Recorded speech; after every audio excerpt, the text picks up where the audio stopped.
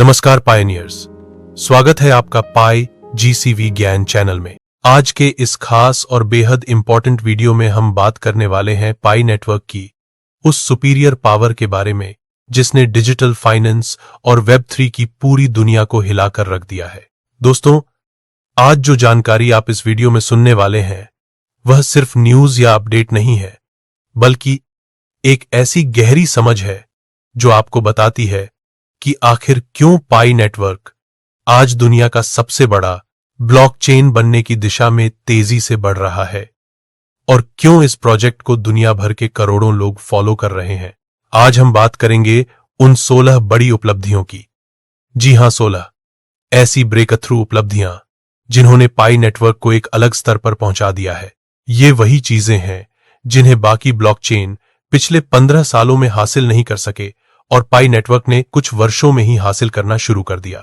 और सबसे खास बात, ये वीडियो सिर्फ जानकारी देने के लिए नहीं है, बल्कि आपको यह समझाने के लिए है कि भविष्य की डिजिटल दुनिया किस दिशा में जा रही है और पाई नेटवर्क उसमें कितनी बड़ी भूमिका निभा सकता है। दोस्तों, हम सब जानते हैं कि दुनिया बदल रही है। नकदी का जमाना धीरे धीरे खत्म हो रहा है। Online payments, digital wallets, blockchain technology और वेब3 जैसी चीजें हमारी जिंदगी का हिस्सा बन रही हैं। लेकिन क्या आप जानते हैं कि इस बदलाव के बीच एक ऐसी गुप्त कमी हमेशा महसूस की गई जिसने इंटरनेट को अधूरा रखा? वही कमी थी डिजिटल ऑनरशिप की, यानी डिजिटल चीजों पर आपका अपना नियंत्रण, आपके डेटा पर आपकी शक्ति, आपके डिजिटल पैसे पर आपकी पूरी पकड़। वेब2 ने हमें सुविधा दी। हम कनेक्ट हुए, दोस्त बनाए, सोशल मीडिया का इस्तेमाल किया और दुनिया भर की जानकारी तक पहुंच मिली। लेकिन बदले में क्या हुआ? पावर कुछ बड़े टेक कंपनियों के पास चली गई। हमारे डेटा से लेकर हमारे डिजिटल व्यवहार तक सब कुछ उनकी पकड़ में चला गया। आज की वीडियो में हम जानेंगे कि पाई नेटवर्क ने इस समस्या को कैसे हल किया है और कैसे इस प्रोजेक्ट ने दुनिया को एक नए मॉडल की ओर बढ़ाया है। एक ऐसा मॉडल जहां पावर किसी कंपनी के पास नहीं बल्कि कम्युनिटी के हाथ में है। जी हां, पायनियर्स के हाथ में। आज हम उन 16 ब्रेक थ्रूज को समझेंगे जिनकी वजह से पाई नेटवर्क सिर्फ एक क्रिप्टो करेंसी नहीं बल्कि एक ग्लोबल डिजिटल रिवॉल्यूशन बन चुका है। हम हर ब्रेक थ्रू को आसान और वास्तविक उदाहरणों के साथ समझेंगे ताकि न सिर्फ आप जान सकें बल्कि आगे दूसरों को भी आसानी से समझा सकें। और आप सब जानते हैं कि हमारा चैनल हमेशा वही बातें शेयर करता है जो पायोनियर्स के लिए सबसे ज्यादा महत्वपूर्ण हो। हम हमेशा आसान शब्दों में गहराई तक जाकर बताते हैं ताकि कोई भी बिगिनर भी समझ सके कि आखिर पाई नेटवर्क क्या कर रहा है और इसका भविष्य कितना बड़ा हो सकता है। तो शुरू करते हैं आज की इस वीडियो को। वीडियो बहुत इंपॉर्टेंट होने वाली है, इसलिए आप आराम से देखिएगा क्योंकि हर सेक्शन में नई जानकारी और नई समझ जुड़ती जाएगी। सबसे पहले हम जानेंगे कि पाई नेटवर्क को सुपीरियर पावर क्यों कहा जाता है और वह कौन सी बातें हैं जो इसे बाकी सभी प्रोजेक्ट्स से अलग बनाती हैं। पाई नेटवर्क की सुपीरियर पावर क्या है? जब हम कहते हैं सुपीरियर पावर, तो इसका मतलब सिर्फ तेज होने से नहीं है। सुपीरियर पावर का असली मतलब होता है विश्वसनीयता, कम्युनिटी की बड़ी संख्या, लंबी अवधि का विजन, टेक्नोलॉजी में मजबूती और सबसे जरूरी उपयोगिता यानी असली दुनिया में काम आना। पाई नेटवर्क इन पांचों चीजों में आगे है। यही वजह है कि पाई नेटवर्क को आज दुनिया के सबसे बड़े क्रिप्टो और वेब3 प्रोजेक्ट के रूप में देखा जा रहा है। आज दुनिया भर में करोड़ों पायनियर्स हर दिन पाई माइन करते हैं। सैकड़ों देशों में इसका यूज हो रहा है। हजारों नोड्स चल रहे हैं जो इसकी ब्लॉकचेन को मजबूत बनाते हैं और अब इसका वेब3 इकोसिस्टम तेजी से बढ़ रहा है। लेकिन असली सवाल यह है कि यह सब कैसे हुआ? क्या चीज है जिसने पाई नेटवर्क को इतना खास बनाया? इसके पीछे की वजह है वे 16 ब्रेक थ्रूज जो किसी भी दूसरे क्रिप्टो में इस स्तर पर नहीं दिखते। लेकिन ब्रेक थ्रूज पर जाने से पहले हमें समझना होगा कि वेब2 क्या था और वेब3 क्यों आया। वेब2 की समस्या, वेब2 ने इंटरनेट को बड़ा बनाया लेकिन इसे फेयर नहीं बनाया। आप और हम मेहनत करते हैं, डेटाबेस भरते हैं, फोटोज अपलोड करते हैं, पोस्ट डालते हैं, लेकिन फायदा कंपनियां उठाती हैं, मुनाफा भी वही कमाती हैं और पावर भी वही रखती हैं। क्या आपने कभी सोचा है कि आपके डेटा का मालिक कौन है, आप या वह कंपनी? और क्या आपने कभी सोचा कि आप इंटरनेट पर कुछ बनाते हैं तो क्या वह सच में आपका होता है? वेब 2 का जवाब है नहीं। इसी वजह से दुनिया को वेब 3 चाहिए था। वेब 3 एक ऐसा इंटरनेट है जहां पावर कम्युनिटी के पास होगी, और पाई नेटवर्क इसी विजन को पूरा कर रहा है। अब यहां से शुरू होती है पाई नेटवर्क की असली कहानी, यानी ब्रेक थ्रूज की कहानी। और अब हम चल रहे हैं ब्रेक थ्रू 1 की ओर। लेकिन उससे पहले एक छोटी सी बात, यह वीडियो सिर्फ जानकारी नहीं है, यह भविष्य की दिशा है। अगर आप पाई नेटवर्क के पायनियर हैं, तो आपको यह समझना बहुत जरूरी है कि आप किस तरह के प्रोजेक्ट का हिस्सा हैं। और अगर आप नए हैं तो आपको पता चलेगा कि यह सिर्फ माइनिंग ऐप नहीं, बल्कि पूरी डिजिटल फाइनेंस दुनिया को बदलने वाली शक्ति है। अब बिना देर किए चलते हैं ब्रेक थ्रू 1 की तरफ। दोस्तों, पाई नेटवर्क का पहला और सबसे बड़ा ब्रेक थ्रू है डिजिटल मालिकाना हक। यानी आप जो डिजिटल पैसा रखते हैं, जो डिजिटल चीजें बनाते हैं और जो डिजिटल आइडेंटिटी आपकी होती है, उसका मालिक सिर्फ और सिर्फ आप होते हैं। ये बात सुनने में आसान लगती है, मगर यह 15 सालों से ब्लॉकचेन दुनिया का सबसे मुश्किल लक्ष्य रहा है। आज भी बहुत सारी क्रिप्टो करेंसी ऐसी हैं जहां असली कंट्रोल जनता के पास नहीं, बल्कि कुछ बड़े लोगों या व्हेल ग्रुप के पास होता है। लेकिन पाई नेटवर्क का मॉडल इससे बिल्कुल उलट है। यहां हर पायोनियर मालिक है, हर पायोनियर को बराबरी का अधिकार मिलता है। हर पायोनियर के हाथ में अपना वॉलेट, अपनी आइडेंटिटी और अपना हक होता है। अब इसे समझते हैं आसान भाषा में।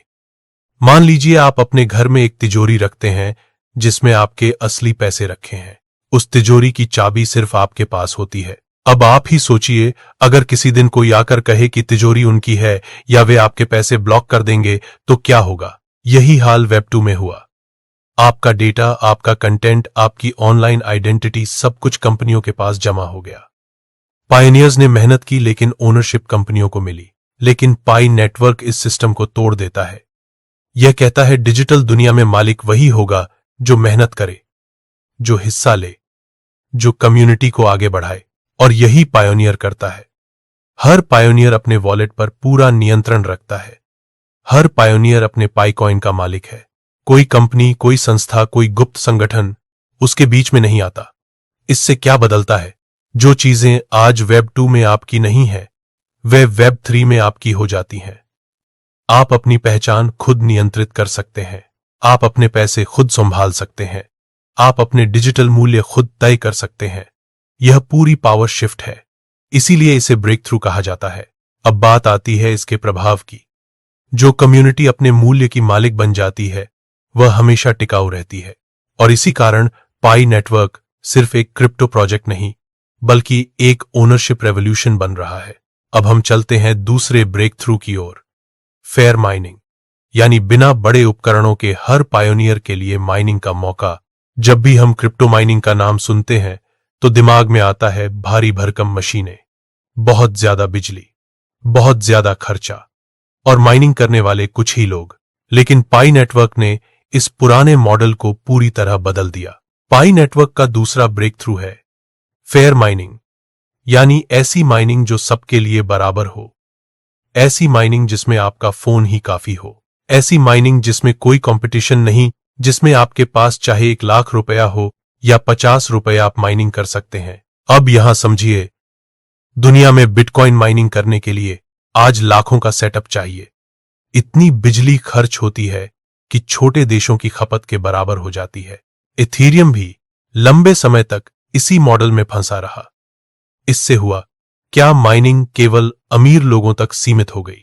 यानी क्रिप्टो से कमाई केवल उन्हीं लोगों को मिली जो महंगे सेटअप खरीद सकते थे। लेकिन पायोनियर्स को यह मौका भी मिलना चाहिए था। इसीलिए पाई नेटवर्क ने कहा, माइनिंग को मोबाइल पर ले आते हैं, एनर्जी कंजम्पशन को बहुत कम कर देते हैं, नेटवर्क सिक्योरिटी को अलग एल्गोरिदम पर शिफ्ट कर देते हैं और माइनिंग को इतना फेयर बना देते हैं कि हर कोई इसमें शामिल हो सके। यही विचार बना पाई नेटवर्क का दूसरा ब्रेक थ्रू। अब माइनिंग कैसी होती है?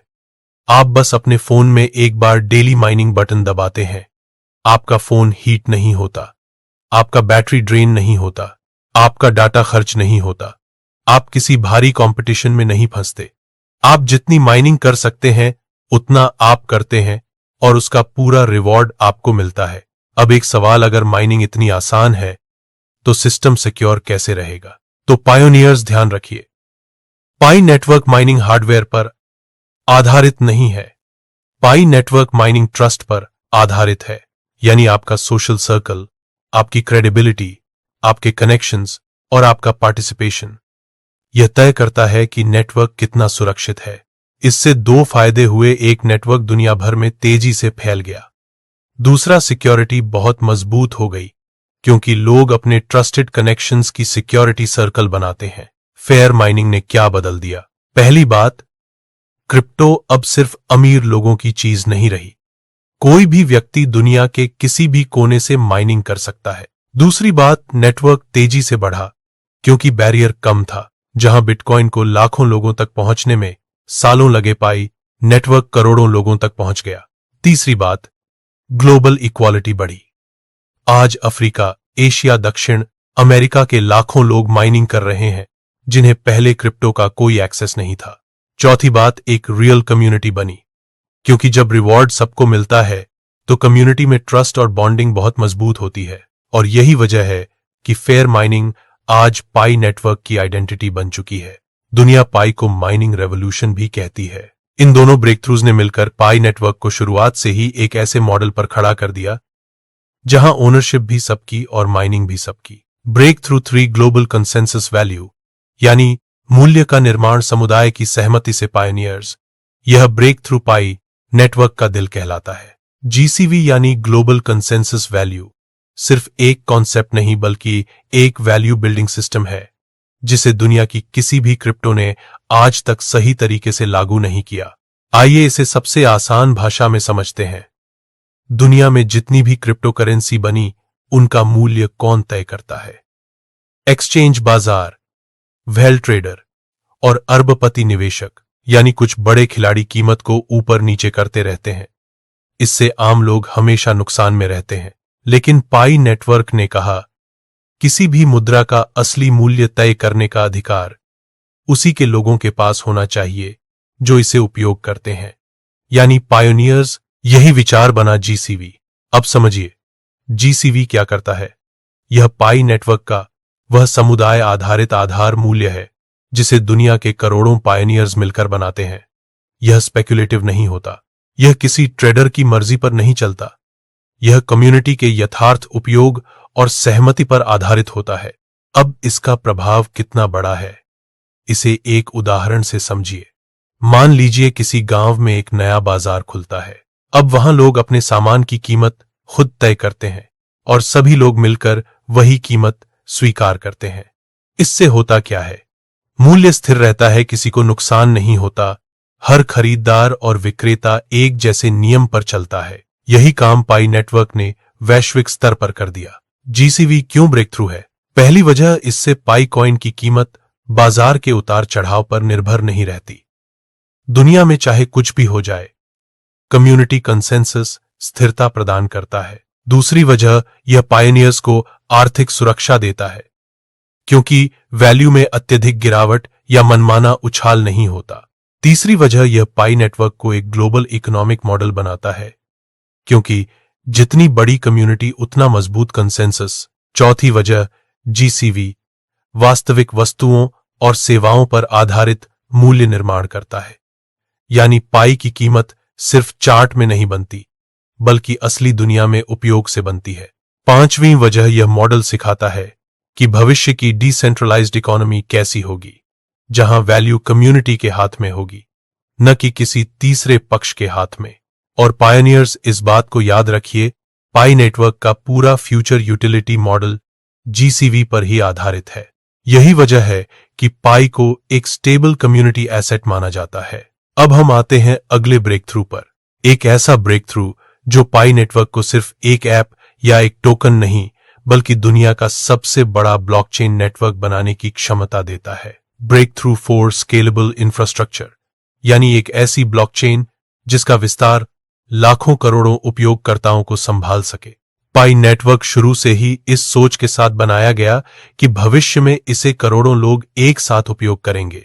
इसलिए डेवलपर्स ने इसे शुरू दिन से ही स्केलेबल बनाया। जबकि दुनिया की ज्यादातर क्रिप्टो बाद में आकर स्केलेबिलिटी ढूंढती हैं। जैसे बिटकॉइन स्पीड नहीं बढ़ा पाया, इथेरियम गैस फी कम नहीं कर पाया और कई ब्लॉकचेन अपने ही ट्रैफिक में फंस गए। लेकिन पाई नेटवर्क ने रिवर्स मॉडल अपनाया। पहले स्केलेबिलिटी फिर एक्सपेंशन। अब समझते हैं स्केलेबल इंफ्रास्ट्रक्चर का मतलब क्या होता है। किसी भी ब्लॉकचेन को 3 चीजें एक साथ चाहिए: गति, सुरक्षा और डिसेंट्रलाइजेशन। लेकिन दुनिया की अधिकतर ब्लॉकचेन इन तीनों में से 1-2 को संभाल पाई। तीसरी चीज हमेशा कॉम्प्रोमाइज हो गई। पाई नेटवर्क डेवलपर्स ने कहा, हम एक ऐसा मॉडल बनाएंगे जो तीनों पिलर्स को बिना कॉम्प्रोमाइज संभाल सके। इसी लक्ष्य से स्केलेबल इंफ्रास्ट्रक्चर तैयार किया गया। अब इसके फीचर्स को विस्तार से समझते हैं। पहला, मैसिव यूजर हैंडलिंग क्षमता। पाई नेटवर्क की संरचना ऐसी है कि यह लाखों ट्रांजैक्शंस पर सेकंड तक स्केल हो सकती है। यही वजह है कि इसे दुनिया के बड़े पेमेंट सिस्टम से तुलना की जाती है। दूसरा, energy efficient model. Pi network proof of work जैसे महंगे और ऊर्जा खाने वाले तरीके का उपयोग नहीं करता।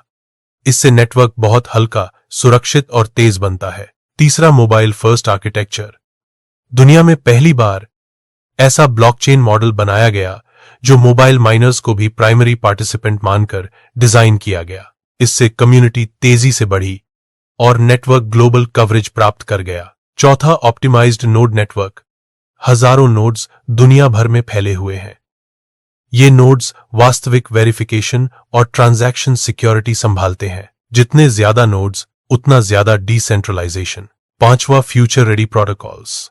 पाई नेटवर्क का नया वर्जन यानी प्रोटोकॉल अपग्रेड्स इसे वेब 3 और स्मार्ट कॉन्ट्रैक्ट्स के अनुकूल बनाते हैं। इससे यह सिर्फ ब्लॉकचेन नहीं बल्कि एक फुल डिजिटल इकोसिस्टम बन रहा है। अब इस ब्रेक थ्रू का पायनियर्स पर क्या प्रभाव पड़ा? पहली बात, नेटवर्क फ्यूचर ट्रैफिक को आसानी से संभाल पाएगा। भविष्य में चाहे लाखों ऐप्स आ जाएं, चाहे ग्लोबल कॉमर्स पाई पर शिफ्ट हो जाए, इंफ्रास्ट्रक्चर पहले से तैयार है। दूसरी बात, पायनियर्स को हमेशा स्मूथ एक्सपीरियंस मिलेगा क्योंकि ब्लॉकचेन में कंजेशन की समस्या बहुत कम होगी। तीसरी बात, डेवलपर्स के लिए यह ड्रीम प्लेटफॉर्म बनता जा रहा है क्योंकि उन्हें पता है कि पाई नेटवर्क पर ऐप बनाना फ्यूचर प्रूफ इन्वेस्टमेंट है। अब आप सोचिए, ओनरशिप हो, फेयर माइनिंग हो, स्टेबल वैल्यू सिस्टम हो और स्केलेबल इंफ्रास्ट्रक्चर हो, तो ऐसी कौन सी चीज है जो इस नेटवर्क को रोक पाएगी? इसी वजह से पाई नेटवर्क दुनिया की सबसे तेजी से बढ़ती डिसेंट्रलाइज्ड इकोसिस्टम बनता जा रहा है। दोस्तों, यह है उस ब्रेक थ्रू का पहला हिस्सा। मतलब आप इसे शुरुआत का पार्ट समझिए। अगर हम सारे ब्रेक थ्रू एक ही वीडियो में दे दें तो वीडियो बहुत ज्यादा लंबी हो जाएगी। इसलिए इसके आगे के ब्रेक थ्रू आपको पार्ट 2 और पार्ट 3 में मिलेंगे। तो दोस्तों, अगर आपको इसका अगला हिस्सा चाहिए तो वीडियो को लाइक जरूर करें और कमेंट में अगले पार्ट का इंतजार लिखें ताकि हमें महसूस हो कि आप सच में इस ब्रेक थ्रू को जानना चाहते हैं। दोस्तों, अगर वीडियो अच्छी लगी हो तो लाइक जरूर करें और कमेंट में बताएं कि अगला पार्ट चाहिए या नहीं। आपका एक कमेंट हमें अगले ब्रेक थ्रू लाने की प्रेरणा देता है। मिलते हैं नेक्स्ट वीडियो में, तब तक के धन्यवाद।